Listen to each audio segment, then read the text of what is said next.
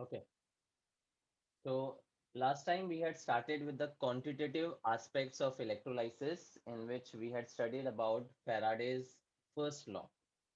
And Faraday's first law gives you a quantitative determination of the amount of the substance which is deposited or liberated at an electrode.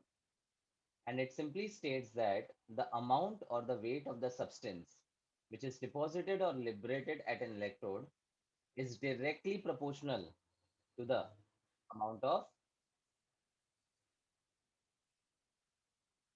electricity passed to the electrolyte. So जो relation आ रहा था Faraday's first law का, that was simply W is proportional to Q. The amount of the substance is directly proportional to the amount of electricity. Now, to determine that weight, Faraday's का 4 steps follow करना पड़ता है. The first step is to find out the quantity of charge or the electricity, which is given as product of current and time. Having understood the charge, we convert that to the number of moles of electrons passed.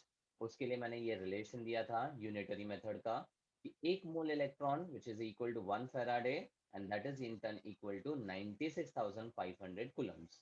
तो अगर Q coulombic charge है तो the amount of the number of moles of electrons would be Q upon 96,500. ठीक है, तो moles of electron find करने के लिए the charge is to be divided by 96,500. Then the number of moles of the product formed is the moles which we got from the second step multiplied by mole ratio. Mole ratio actually क्या है? The number of moles of the product upon the number of moles of electron in the particular half reaction. मतलब जिस किसी substance की बात हो रही है, जैसे copper की हो रही है, so you write the half reaction as copper 2 plus 2 electron give you copper. The moles of copper is 1, electron passed is 2, hence the ratio will be half. Yeah, in short, mole ratio actually is the reciprocal of n factor. Mole ratio is simply the reciprocal of n factor. ये shortcut है. And finally, weight of the product ढूंढने के लिए moles को multiply कर लो by molar mass.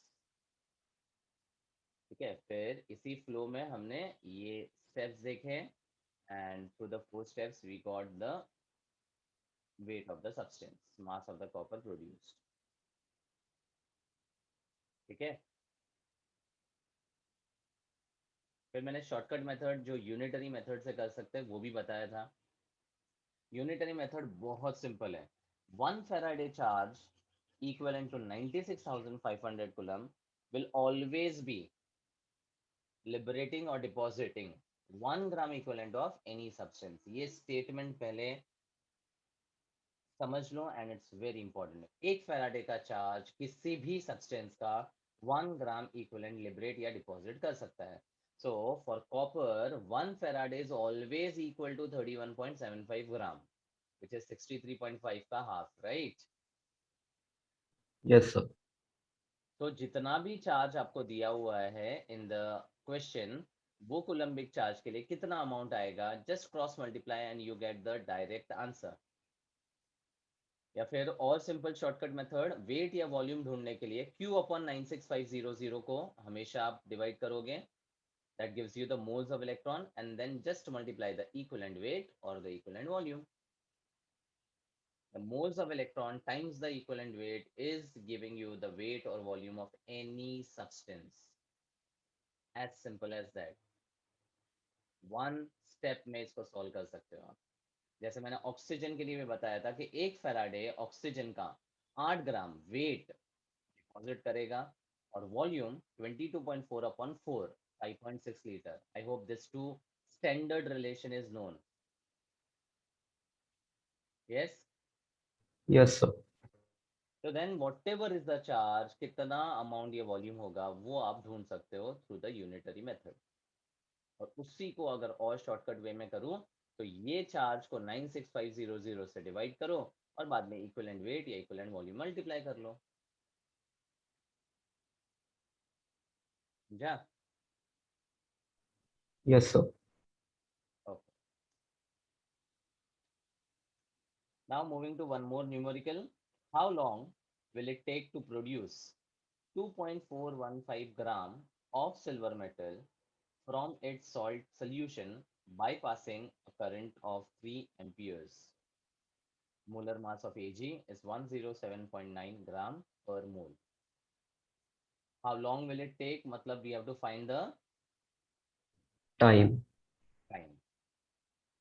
ठीक है, अब वापस अगर मैं डायरेक्ट शॉर्टकट मेथड अप्लाई कर रहा हूँ, आपको वो बोर्ड्स में स्टेप्स यूज करने पड़ेंगे। हाँ प्लीज ध्यान देना, बोर्ड्स में you have to use the 4 steps which is given in the theory, but अगर आपको यही क्वेश्चन एमसीक्यू में आता है तो you can directly use the shortcut method.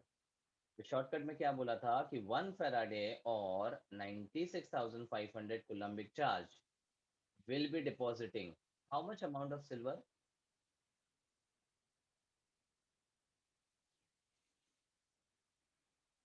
107.9 gram Because silver का वैलेंस इज +1. +1, मतलब इक्विवेलेंट मास क्या होगा? मोलर मास अपॉन 1, यानी सिल्वर के लिए जो मोलर मास है वही उसका इक्विवेलेंट मास भी होता है। तो ये सिल्वर का 107.9 बाय 1 स्पेसिफिकली लिख रहा हूँ so that you remember that it is the valency which is to be divided. ठीक है, तो अब how much of the current is passed? 3 ampere. 3 ampere. So what will be the charge? 3T by 96,500. Perfect. नहीं, charge खाली 3 into T होगा, और उसके लिए अमाउंट कितना दिया है? 3T by 96,500. नहीं, 2.415. हाँ, 96,500 के लिए हमेशा 107.9 ग्राम है। तो 3 इंटू कितना टाइम वो तो ढूंढना है, उसके लिए अमाउंट ऑलरेडी देखे रखा है 2.415 ग्राम। So this unitary method will give you a relation that is 3 into t into 107.9 divided by rather I can say equal to 2.415 into 96,500। और यही चीज अगर आप ये वाले फॉर्मूला से भी करते तो भी आ जाता। यहाँ पर क्या रखते हैं? What will be on the left hand side? 2.415 grams. Perfect. Q की जगह 3T. 96,500 कांस्टेंट है और इक्विवेलेंट वेट 107.9 है। Same equation you would have got, right? Yes, sir. So time will be equal to 2.415 into 96,500 divided by 3 into 107.9। जो भी calculation है you will solve and you will get the time in which unit? Seconds. Seconds। ऐसा unit में ही मिलेगा। अगर question में time दिया होता तो मिनट्स या आवर्स जो भी दिया होता you would have converted into seconds, but on solving for the unknown time the answer will be in seconds only। समझा? Yes, sir. तो Faraday's first law के क्वेश्चंस बहुत सिंपल है। I have given you the board method, I have given the shortcut method and a direct formula also। तो MCQ के लिए वो shortcut या डायरेक्ट फॉर्मूला यूज करो, कोई प्रॉब्लम नहीं है। बोर्ड्स के लिए वो 4 स्टेप दिखाना पड़ेगा और any type of Faraday first law numerical.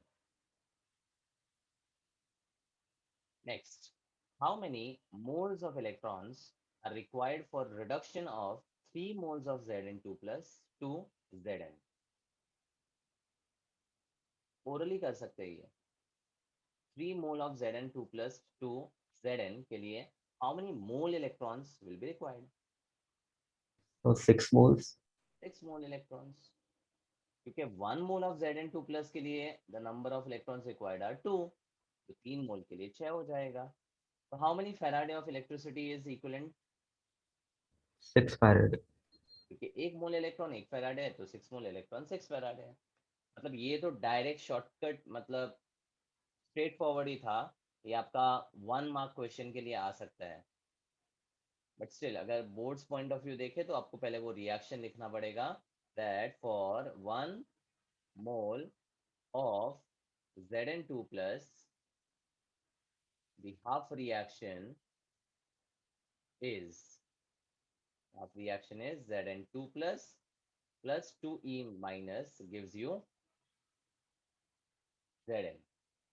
Therefore, for 3 mole electrons, sorry, 3 moles of Zn2 plus, the number of moles of electrons required will be equal to 2 into 3, which is equal to 6 mole electron. And 6 mole electron is equal to 6 Faraday. And these are the two answers. 6 mole electron और 6 Faraday एक ही होता है. Coulombic में बोला होता तो you would have just multiplied this by 96,500. because एक Faraday उतने चार्ज के बराबर होता है. समझा? Yes, sir. Now, as I said that Faradays ने दो laws दिए थे.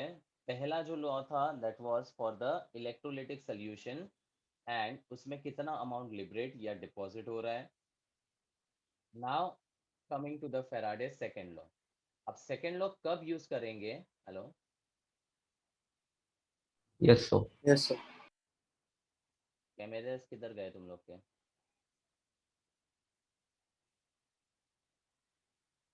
Faraday's second law कब use करेंगे? उसके लिए condition is there are two electrolytic cells connected in series.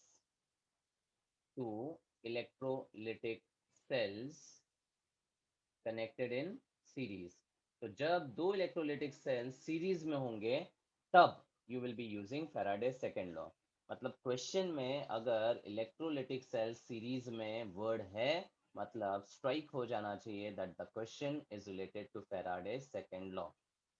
ठीक है, अब वो न्यूमेरिकल में समझ में आ जाएगा. पहले अगर मुझे दो इलेक्ट्रोलिटिक सेल्स को सीरीज में कनेक्ट करना है तो how should I connect it?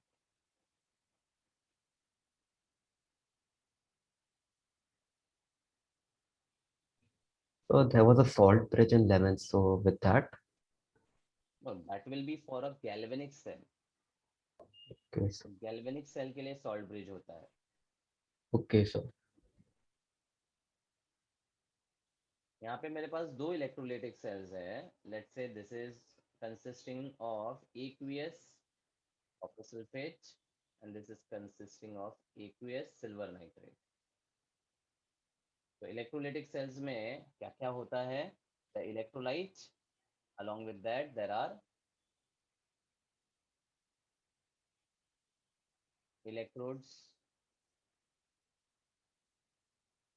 दोनों में इलेक्ट्रोड्स होंगे, कैथोड एंड एनोड. अब मुझे इसको सीरीज में कनेक्ट करना है तो how should I connect it? So positive terminal with negative terminal. I will use a battery. So battery का let's say positive terminal is connected to this electrode. Negative terminal should be connected to Cathode. the electrode of another cell, which obviously will become the cathode. So this positively charged terminal जिसको attached है, this is the anode and this will be the cathode. तो ये वाला electrode पहले cell का cathode होगा और ये वाला electrode दूसरे सेल का anode होगा. अब इन दोनों के लिए we have to just connect it with a conducting wire. This is the series connection for the electrolytic cells. Understood? Yes, sir. Okay. अब Faraday's second law क्या बोलता है? It states that when two electrolytic cells are connected in series, the number of moles of the product formed at the electrode is directly proportional to the number of moles of electron passed. जब दो electrolytic cells series में connected है तो the number of moles of the product form is proportional to the number of mole of electron passed. अब ये statement को हम prove भी कर सकते हैं by using the Faraday's first law. मुझे बताओ when two electrolytic cells are connected in series what is constant? So current. the current and the time. मतलब जितना इलेक्ट्रिसिटी पहले में पास कर रहे हो उतना ही तो दूसरे में पास करेंगे, मतलब Q is fixed, yes or no? Yeah, sir. And if Q is fixed, then the number of moles of electron is fixed. Q upon 96,500 fix हो जाएगा, है कि नहीं? Yes, sir. तो अब ध्यान देना, हमारा फर्स्ट लॉ का जो फॉर्मूला था, that weight of any substance liberated और deposited was given by 4 steps. First step में Q फाइंड करते थे, सेकेंड स्टेप में डिवाइड बाय 96500, थर्ड स्टेप में this was multiplied by, So the equivalent weight. हाँ वो डायरेक्टली इक्विवेलेंट वेट था, but मैं 4 स्टेप के थ्रू बता रहा हूँ. So then mole ratio. हाँ, mole ratio and then finally multiplied by The molecular weight. Molecular weight. Perfect. तो यही 4 स्टेप था. Q then divide by 96500, then multiply mole ratio and then multiply molar mass. So now if the electrolytic cells are connected in series, what is constant? So Q. ये पूरा ना, Yes, upon sir. 96500 is anyways a constant, मतलब ये पूरा constant है. Now if I take the molar mass on the left hand side, what is weight upon molar mass? So number of moles. Number of moles. So if the electrolytic cells are in series, what is the relation you observe? Proportional क्या आ रहा है? So What mole number? ratio to number of moles. Perfect. The number of moles of the substance which is deposited at the respective electrode will be proportional to the mole ratio. खत्म. समझा? यही statement भी है. The number of moles of the substance which is deposited or liberated is always proportional to the mole ratio. So now tell me, for CuSO4, what is the substance deposited at the cathode? So copper, Copper. And silver nitrate के लिए silver. Silver. और anode पे So water and oxygen. मतलब gas liberated would be oxygen, और यहाँ पे Oxygen. Oxygen. ना in case मैं सिल्वर नाइट्रेट की जगह पे सिल्वर का क्लोराइड बना दूं Chlorine. तो क्लोरीन हो जाएगा. ऐसा no, Yes, only sir. Anions में when there is Cl minus with OH minus Cl2 liberate करना है, बाकी सब अनायंस के केसेस में OH माइनस विल डोमिनेट. तो यहाँ पर मैं लिख लूंगा Cu and Cl2, sorry sorry Ag and Cl2. Okay, समझा? Yes, sir. तो केस 1 फॉर या एट कैथोड की अगर बात करूं तो दोनों में रेशियो क्या आएगा? Number of moles of copper upon number of moles of Ag will be equal to mole ratio of copper upon mole ratio of silver. Now what is mole ratio of copper? So half. Half. And mole ratio of silver? 1. Khatam. Number of moles of copper upon number of moles of Ag is directly equal to half. Solve कर लो, किसी एक का wait अगर पता है तो दूसरे का फाइंड कर सकते हो. समझा? Yes, sir. और सिमिलरली अगर मैं एनोड की बात करूं तो number of moles of Oxygen. Upon Number of moles of chlorine. will be equal to, Mole ratio of oxygen to chlorine. perfect, and What is the mole ratio of oxygen? 1/4. 1/4. Very good. और chlorine का? Half. Half. तो ratio क्या हो जाता है? 1/2. 1/2. Clear. Yes, sir. And this we can also use with respect to copper and oxygen, because the amount of electricity passed for this electrolytic cell is anyways the same. I can use this relation for individual electrolytic cell also.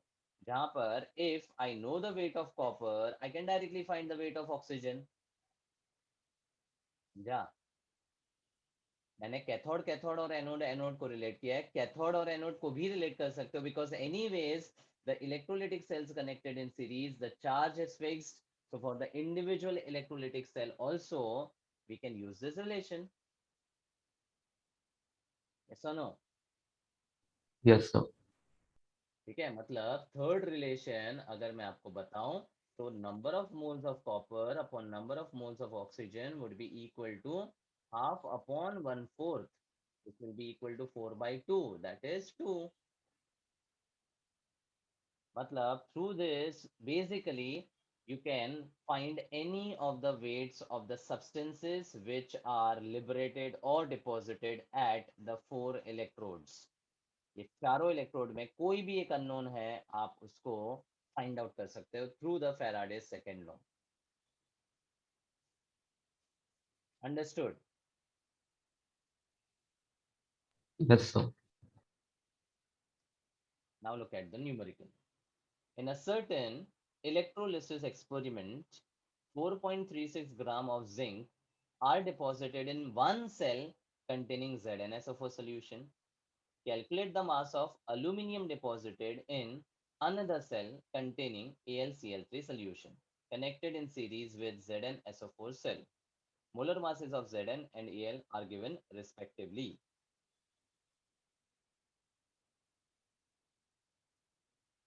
तो सबसे important word क्या दिखा आपको ये पूरे numerical में?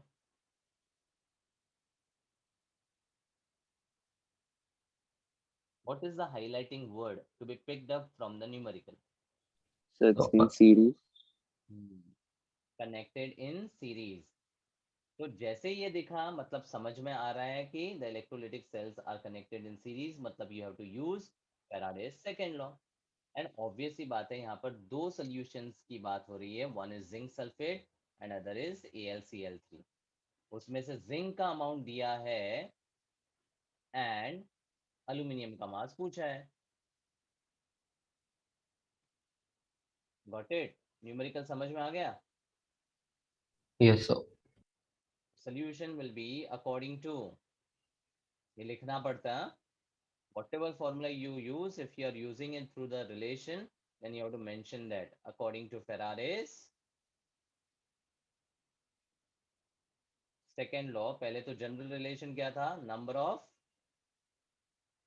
moles Moles. is Directly proportional to mole ratio. perfect. This will carry half a mark or 1 mark depending on the weightage of the numerical. मतलब numerical in boards are checked step wise.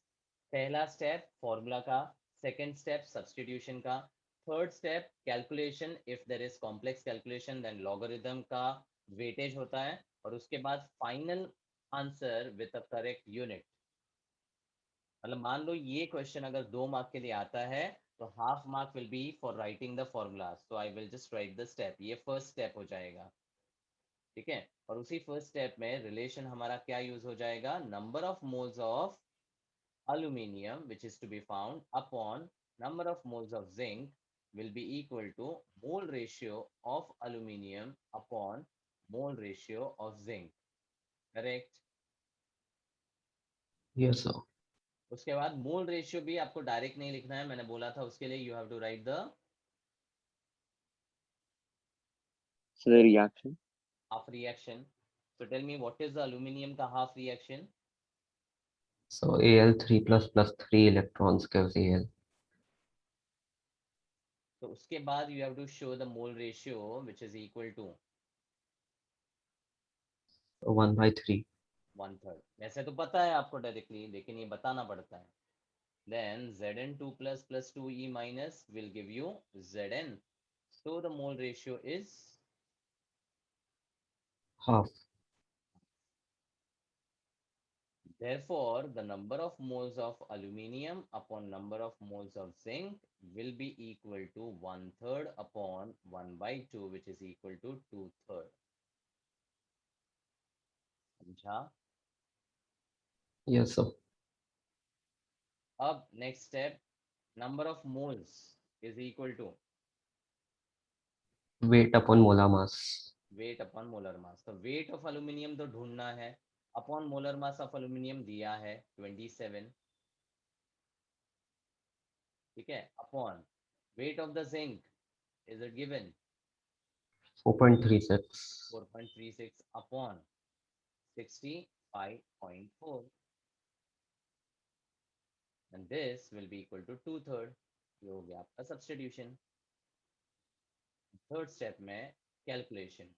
Finally, weight of the aluminium will be equal to 2/3 into 4.36 upon 65.4 and 27 divide हो जाएगा sorry into 27. So 3 times 9, 9 2s are 18. It will be equal to 18 into 4.36 upon 65.4. फिर आपको log calculation बताना पड़ेगा और final answer unit के साथ mention करना पड़ेगा. Whatever answer you get, it will be in grams. This is 1.2.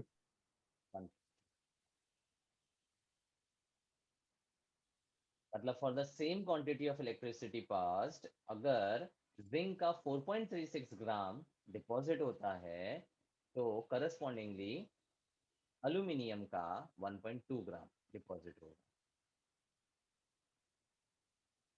And the difference is because दोनों के इक्विवेलेंट मासेस अलग है ना. जिंक का इक्विवेलेंट कितना होगा? So it would be 32.7. Perfect. Zinc का equivalent half of molar mass होगा 32.7 ग्राम, और वही अल्यूमिनियम के लिए 9 grams. 9 ग्राम. मतलब 1 फैराडे चार्ज करोगे तो अल्यूमिनियम 9 ग्राम देगा, लेकिन वही जिंक 32.7 ग्राम देगा. मतलब अगर रिलेशन आप देखोगे तो it is almost 3.5 times almost. और वही चीज यहाँ पर देखोगे तो 1.2 के सामने 4.36 is around 3.5 times. That is how the relation is, right?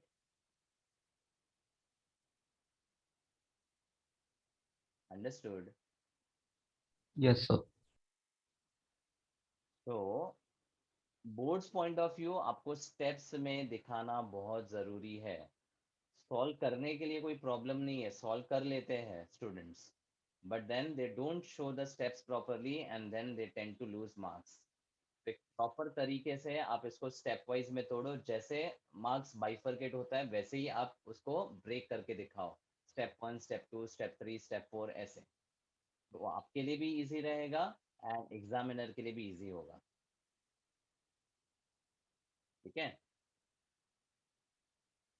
Yes, sir. Now this completes the first part of the chapter, that is about electrolytic cells. Now we start with the second type of electrochemical cell, which is galvanic or voltaic cell. अब इसमें दो points. The conversion is of what to what? Chemical to electrical.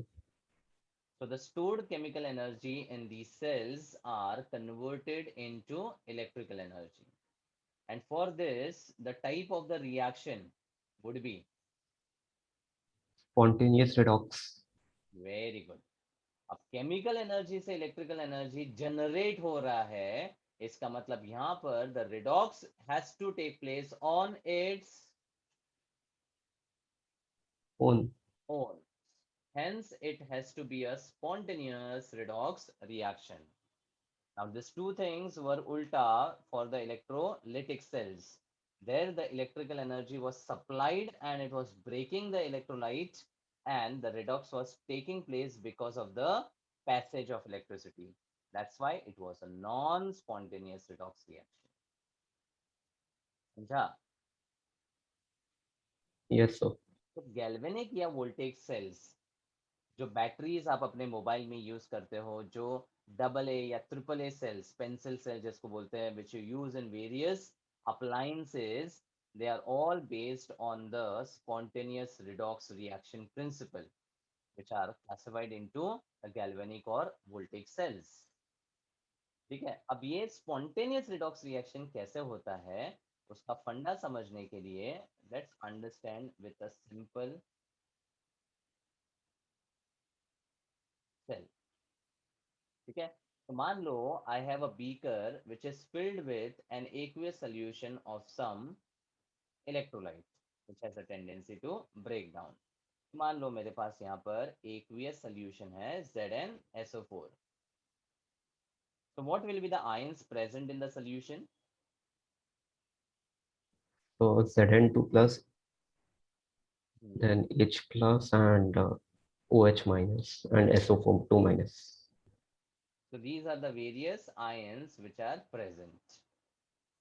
ठीक है, now in this beaker I introduce an electrode which is made up of the same metal, मतलब Zn का बना हुआ है. This is a zinc rod which is immersed in ZnSO4 solution.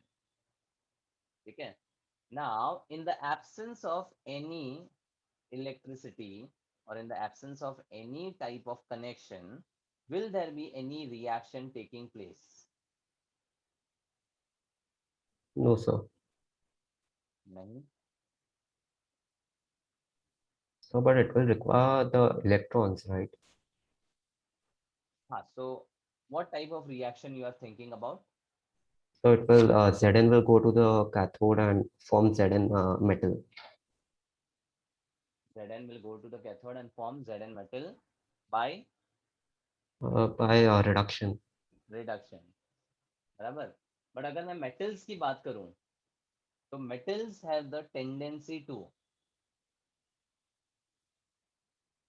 all metals have the tendency to Form ions, cations. lose electrons and form ions, cations.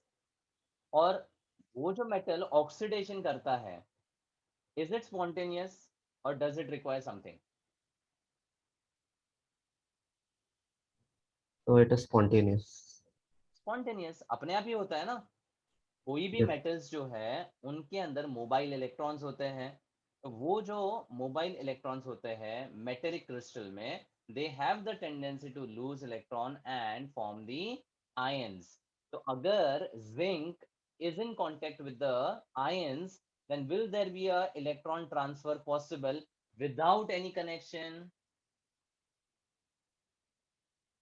Yes, sir. Yes, because zinc is a metal and metals spontaneously have the tendency to lose electron. Just understand the principle over here.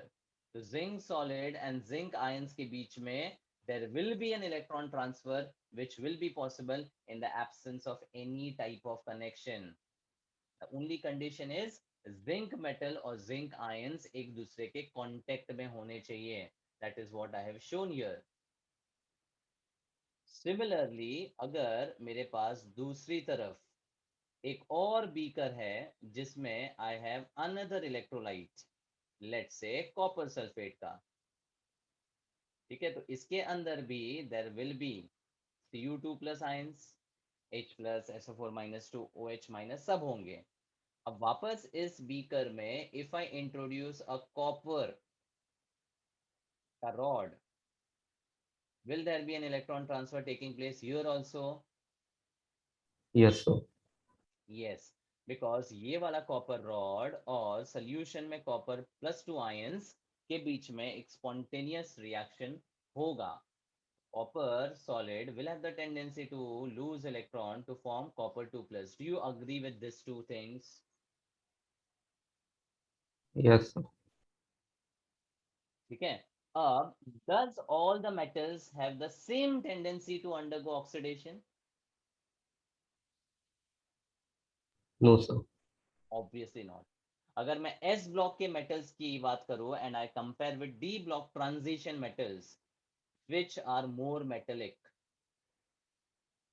S block का more metallic. Undoubtedly s block ज्यादा metallic होते हैं, मतलब sodium का electron lose करने का tendency copper के electron lose करने के टेंडेंसी से बहुत It's higher. हायर है. Everyone agrees to that.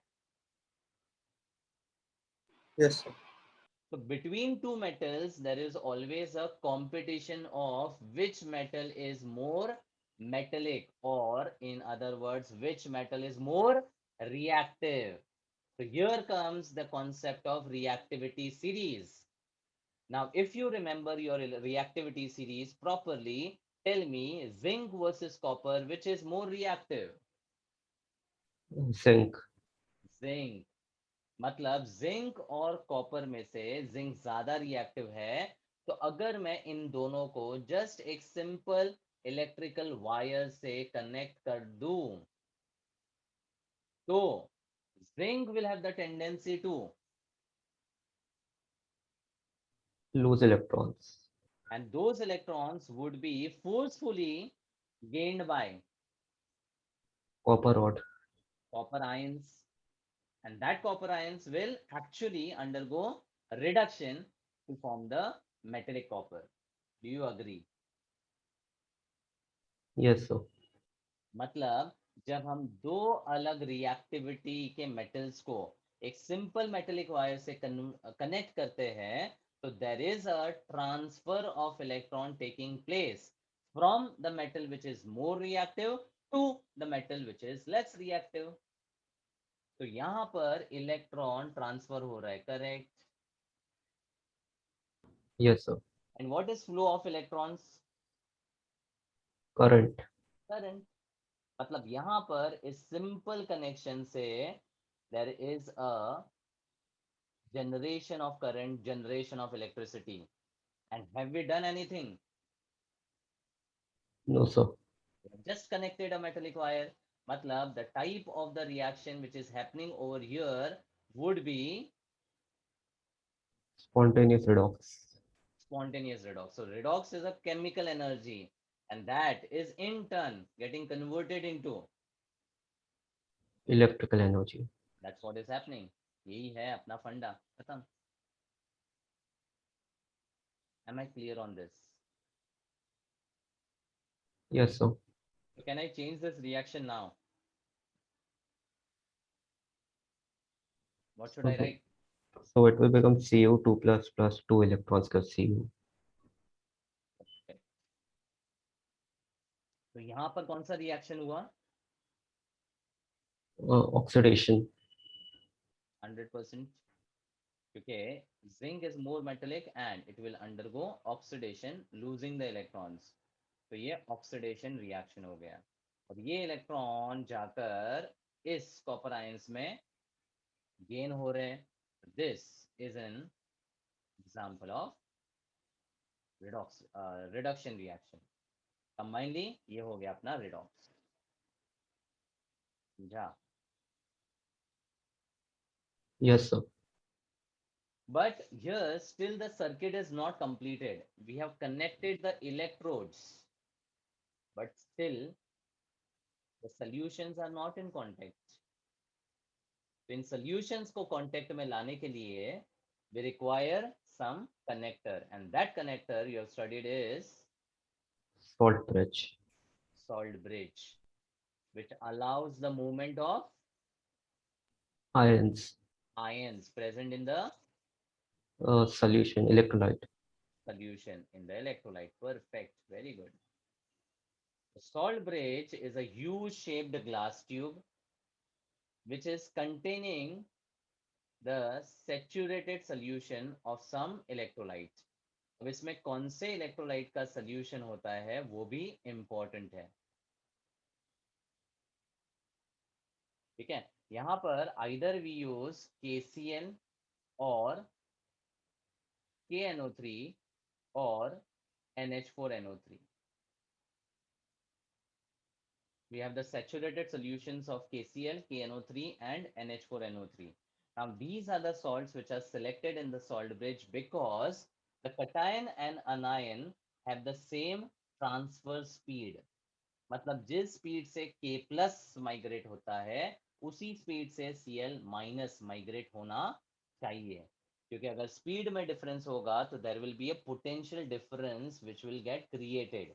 तो जो हम वैल्यू एक्सपेक्ट कर रहे हैं ये सेल का the EMF value, that value will not be observed. So the salts which are used in the salt bridge need to have the same transfer speed. इसलिए commonly हम जो use करते हैं वो है KCl, KNO3 और NH4NO3. समझा? Yes, sir. And these solution, the saturated solution, are actually mixed in agar-agar gel. So agar-agar gel is nothing but a carbohydrate which will convert this solution into a gelatinous solid, so that invert करने पर ये वाला solution अपने existing solution के साथ mix ना हो. Understood? Yes, sir. So एक gelatinous solid prepare करने के लिए हम इन solutions को अगर-अगर gel में mix करके फिर उस U-shaped glass tube में डालकर invert कर देते हैं. अब अपना connection complete हो चुका है. The electrodes are connected, the solutions are connected, and now the cell will start working on its own. There is a spontaneous redox reaction which will set. Fine with that. Yes, sir. So now, जहां पर oxidation reaction होता है, that electrode is always the Anode. anode. Oxidation always happens at the anode. मतलब इस case में zinc का rod will become an anode. Agreed? मतलब ये जिंक रॉड बन गया मेरा anode. And the copper is the electrode where the reduction is taking place. So this has to become the Cathode. cathode. समझा? Yes, sir. Now the polarities. Now, do you think the anode and the cathode will have the polarity same as what we had in the electrolytic cells? No, sir. नहीं. यहाँ पर actually anode is a So it is more polar, less polar. तो polarity क्या आएगा? So delta positive. नहीं, polarity मतलब I'm just talking about the minus and plus. यहाँ delta की जरूरत नहीं है. This is not a molecule. The electrode will have what charge on it? Positive. Positive. और anode अपने electrolytic cell में क्या था? Positive electrode. मतलब दोनों में आप बोल रहे हो कि पॉजिटिव ही रहेगा. करेक्ट? Yes, sir. लेकिन ऐसा नहीं होता है. गैल्वेनिक या वोल्टेक सेल में द एनोड एंड कैथोड का चार्जेस बिकम्स ऑपोजिट.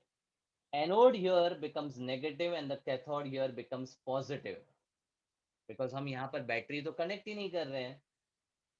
तो जब बैटरी कनेक्ट नहीं कर रहे हैं तो सबसे पहले ये पोलैरिटी या चार्ज को डिसाइड कैसे करते हैं? वो ऐसे करते हैं कि यहाँ पर we know that the zinc is undergoing oxidation. तो जब जिंक Zn2 प्लस में कन्वर्ट होगा तो these electrons which are lost will be present. Where? कहाँ पर ये इलेक्ट्रॉन्स प्रेजेंट होंगे? So they are in the wire, right? Still not in the wire. It's in the अगर मैं solution. वायर को डिस्कनेक्ट कर दूं तो So then जिंक in, जब Zn2 प्लस में कन्वर्ट होता है तो इलेक्ट्रॉन्स कहाँ पर है? so in the solution. Solution में Zn2 प्लस आयंस है.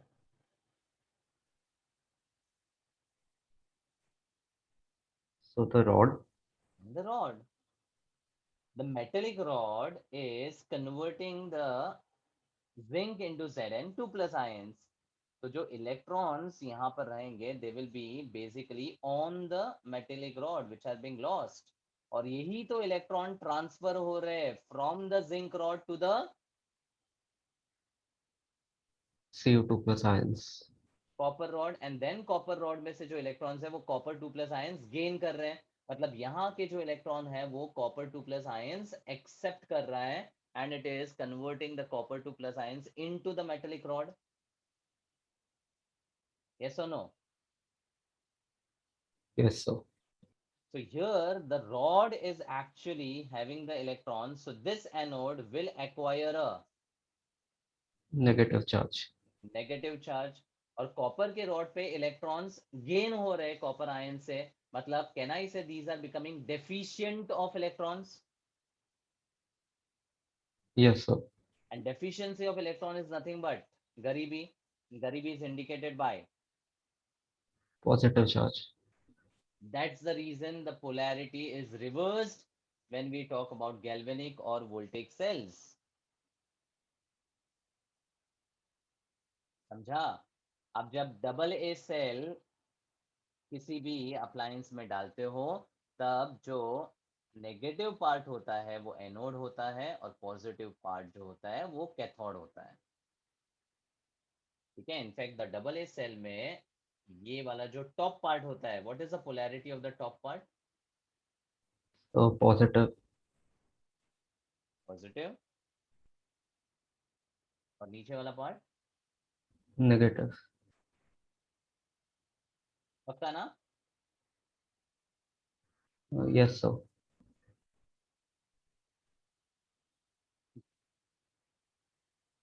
सो जो ये वाला सेल मैंने बताया ना, इसी को ड्राई सेल बोलते हैं, and this was the first galvanic cell which was introduced.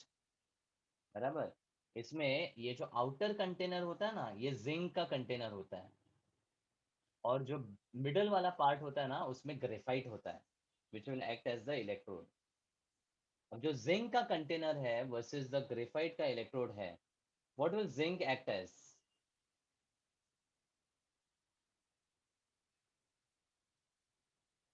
Zinc will have the tendency to,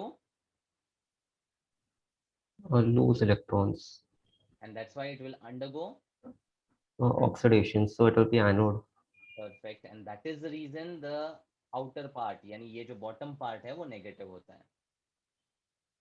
समझा? और जो इनर पार्ट में ग्रेफाइट का इलेक्ट्रोड है वो पॉजिटिव टर्मिनल हो जाता है, जहां पर रिडक्शन का रिएक्शन होता है. समझा? Yes, sir.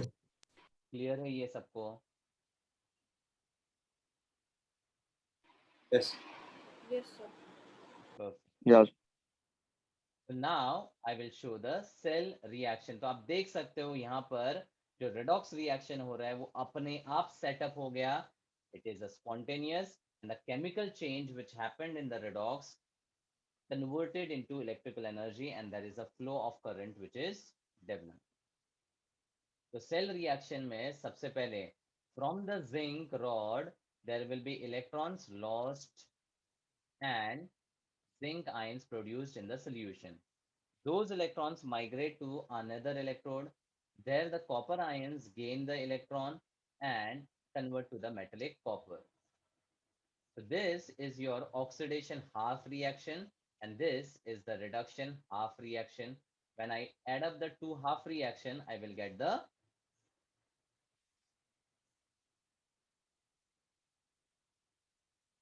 net reaction. Yes or no?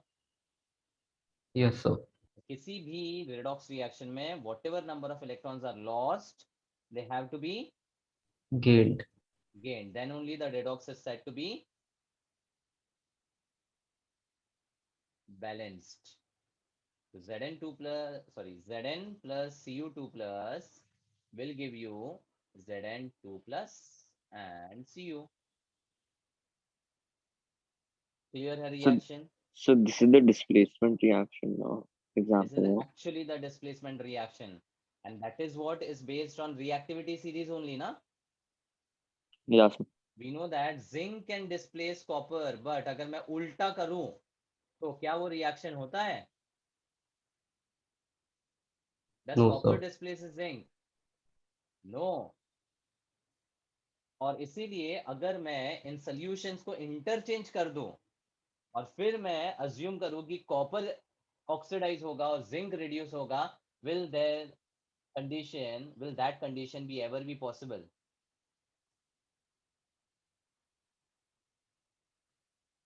बोलो. No, sir. नो, मतलब जिंक और कॉपर का गैल्वेनिक सेल बनाने के लिए zinc has to be the anode and copper has to be the cathode. In fact वो आपकी मर्जी है ही नहीं. That is simply the spontaneity of the metals का reactivity series, wherein we know that zinc and copper में से zinc more reactive है, इसीलिए वो copper को displace कर सकता है, इसीलिए zinc oxidize हो रहा है and copper is forced to undergo reduction. वरना दोनों metals है, metals का तो tendency oxidation करने का है, लेकिन zinc and copper में zinc copper को force कर रहा है to actually get reduced. That is the funda of spontaneity. समझा? Yes, sir. तो अब आगे क्या वर्किंग समझते हैं. When zinc is undergoing oxidation, the metallic rod, the size will go on decreasing Eliminate. or increasing. Decrease. Decrease होते जाएगा, shrink होते जाएगा, और वही copper ions copper में reduce हो रहे हैं, मतलब the rod of the copper will Increase. increase. इसलिए मैंने पहले से zinc को पतला बताया और copper को जाड़ा बताया. Is this justified now? Yes, sir. Next, when zinc undergoes oxidation, it is converted to Zn2 plus. Zn2 plus ions.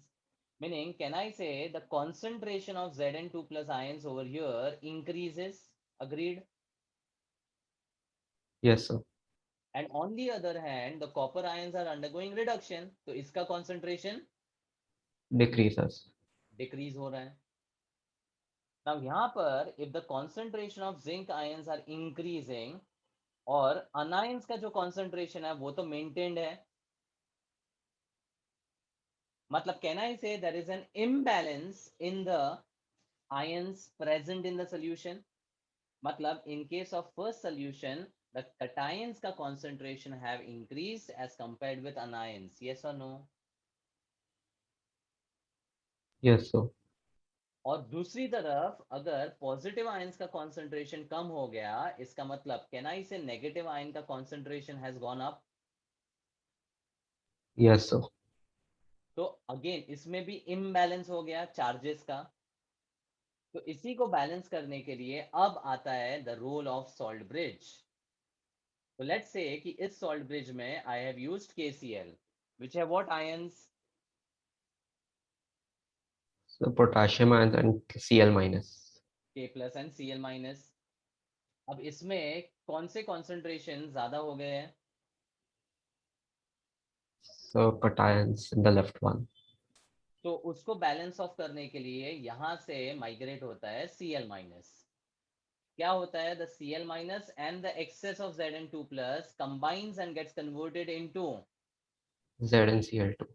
ZnCl2, and the K plus ions of the salt bridge moves on the cathodic side, and इस case में the K plus combines with the excess of SO4 2 minus. SO4 2 minus, and in that case it will form K2SO4. K2SO4. Correct. Yes, sir. Salt bridge का role एक तो ions के movement करने का है, और वो मूवमेंट के साथ साथ it is also balancing of the excess of the concentration of a particular ion in the solution. तो सॉल्ट ब्रिज का काम क्या है? पहला, it connects the solutions of the galvanic cell or the two electrodes. It connects the solutions of the two half cells or the electrodes of the galvanic cell. Second, it maintains electrical neutrality of the solution. अब जो balancing वाला word है उसको मैं बोल रहा हूं electrical neutrality of the solution. चलेगा? Yes, sir. And thirdly, it minimizes the liquid liquid junction potential. अब ये लिक्विड लिक्विड जंक्शन पोटेंशियल क्या होता है, प्लस एंड माइनस की वजह से एक छोटा सा ईएमएफ या पोटेंशियल डिफरेंस सेटअप हो सकता है कि नहीं with in the solution. Because what is potential difference? It is the difference of charges, right? Yes, sir. तो वही यहाँ पर अगर प्लस ज्यादा हुआ और माइनस कम हो गया तो एक छोटा सा पोटेंशियल डेवलप हो सकता है. वही तो Cl माइनस की वजह से बैलेंस हो रहा है. तो through the electrical neutrality it is actually also neutralising the junction potential which might get developed. इसलिए हम बोलते हैं minimises the liquid liquid junction potential. समझा? Yes, sir. So these are the three important functions of salt bridge which could be asked as a theory question. It connects the two solutions, it minimizes the liquid-liquid junction potential, and it maintains the electrical neutrality of the solution. ठीक है. अब किसी भी cell का total potential कितना होता है वो कैसे मेजर होता है. जैसे इस डबल ए सेल का पोटेंशियल कितना होता है. 6 volt. हाँ, single double A cell, it's not a battery. So 2 volt. 1.5 volt का रहता है ये. और जो कार्स में बैटरी यूज होती है वो basically it is the combination of the cells which are connected in series. तो जब सेल्स का कॉम्बिनेशन एक साथ रहता है that is called a Battery. Battery. Cell single होता है, कॉम्बिनेशन ऑफ सेल्स को बैटरी बोलते हैं.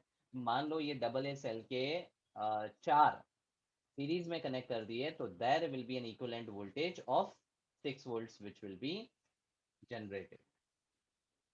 समझा?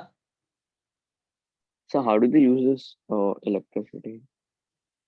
How do we use this? So like, why do we use this volt galvanic cells? So, like, galvanic cells are used to generate electricity ना. आपके mobile so में but जो like, batteries है. हाँ, so how do they use this? Like, how do they take the electricity out of it? वही तो पूरा mechanism बताया ना. There will be a spontaneous redox reaction which will be set up which in turn is giving you the electrons which are transferred from anode to cathode. This transfer of electron will set up the electric current in the cell or the battery. और वही current तो जो electrical appliance में आप use कर रहे हो cell या बैटरी को उसको इलेक्ट्रिसिटी दे रहा है. Okay, Is it good. clear? Yes. अब उस सेल का जो पोटेंशियल है वो कितना है या कैसे मेजर करते हैं वो यहाँ पर कॉन्सेप्ट बता रहा हूँ. So basically from the anode there will be some potential which will be developed because of the difference of the minus and the plus. ठीक है. तो यहाँ पर जो पोटेंशियल डेवलप होगा that would be called oxidation potential, OP. And यहाँ पर जो पोटेंशियल डेवलप होगा due to the reduction reaction that would be called as the reduction potential. And when we measure these under the standard condition, it's called SOP and SRP, that is standard oxidation potential and standard reduction potential. Matlab, the total potential of the cell under the standard condition is represented by E naught of the cell. E matlab EMF, naught matlab under standard condition. So you read it as EMF of the cell under standard condition will be equal to the sum of the potential developed due to oxidation and the potential developed due to reduction. समझा? Yes, sir. अब ये standard oxidation potential जो है इसको मैं represent करता हूं as, अच्छा ऑक्सीडेशन किस पे हो रहा है.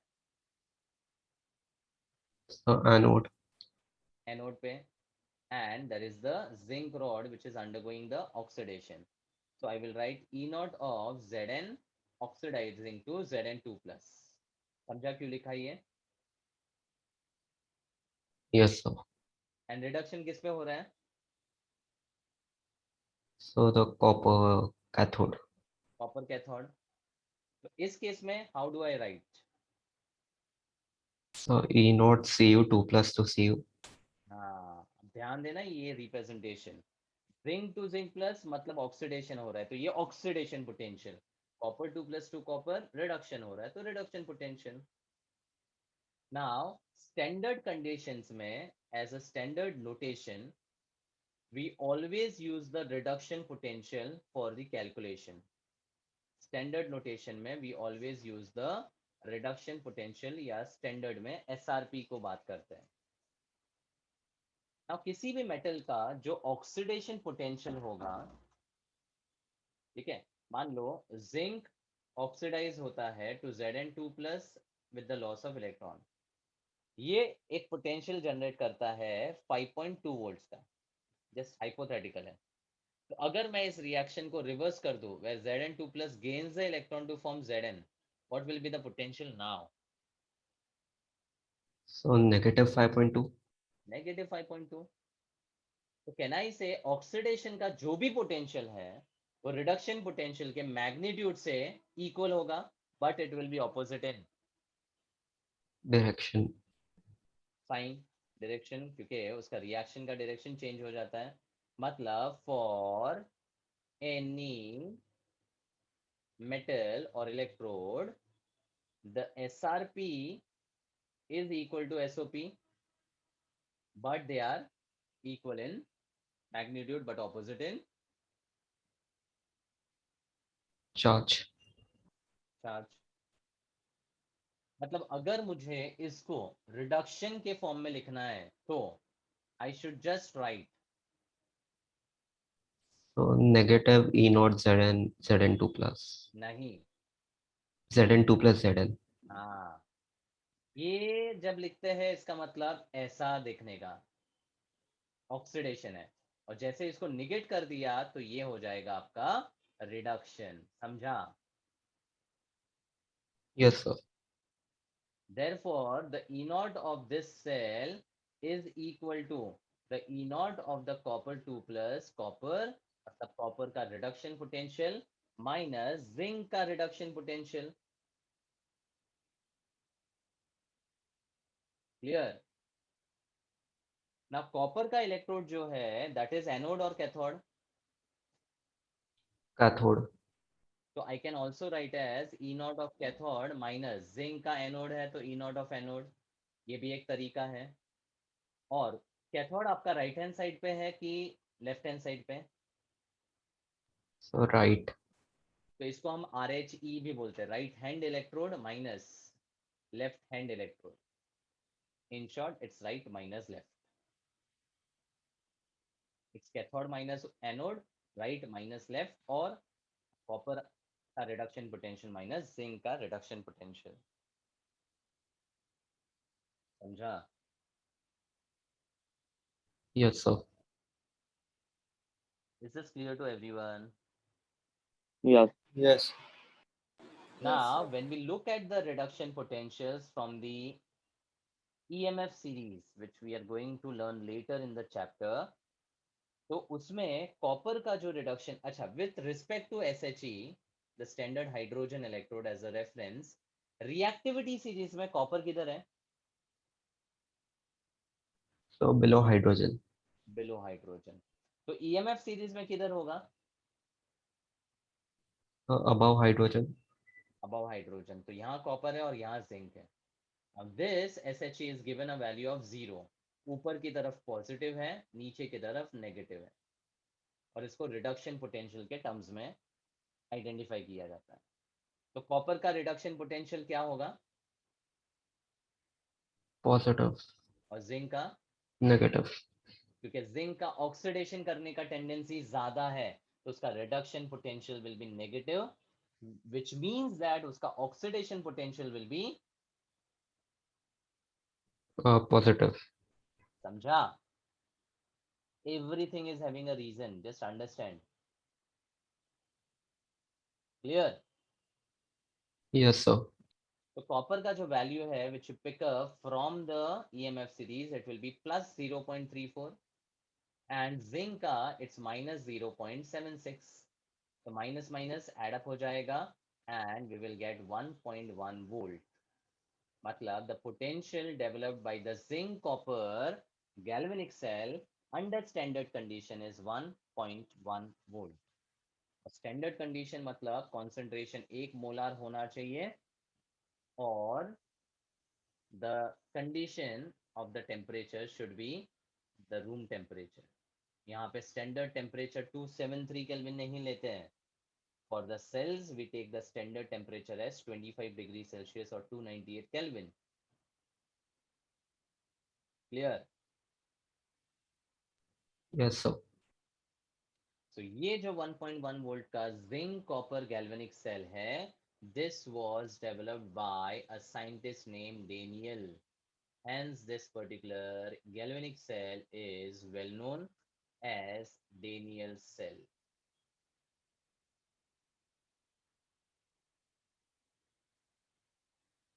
Clear? Yes.